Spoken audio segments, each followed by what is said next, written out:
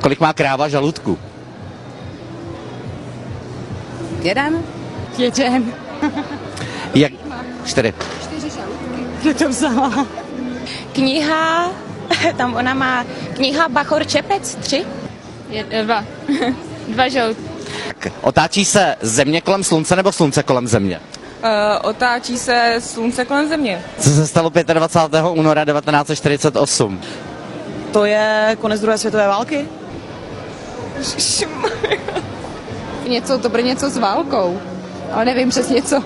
Já jsem myslela, že se mě budete ptát na to, jako, jaká je nejlepší báze pod třeba oční stíny a podobně. Tak to nevím. Kdo napsal text hymny? Naznač. Josef. Aha, nevím. Já nevím. Kdo byl první československý prezident? Ježíš, nevím, nechci říct nesmysl.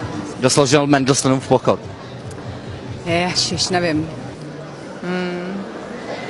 Nevím, Bach. Nevím. Jaký pochod? Mendelssohnův pochod. Tak to nevím. V kterém roce zemřela Jiřina Bohdalová? Letos, nebo minulý rok. Ježíš, ono mi to hrozně utíká, jak jsem... Jo, Bohdalová, já jsem byla Jirásková, ježíš, já jsem úplně... To je z toho kojení, já se omlouvám, takže ne, ta je naživo, ježíš, já se omlouvám. No, tyjo, a to teda ze mě uděláte tam vola hroznýho. Už tak to vystřihnete, ne?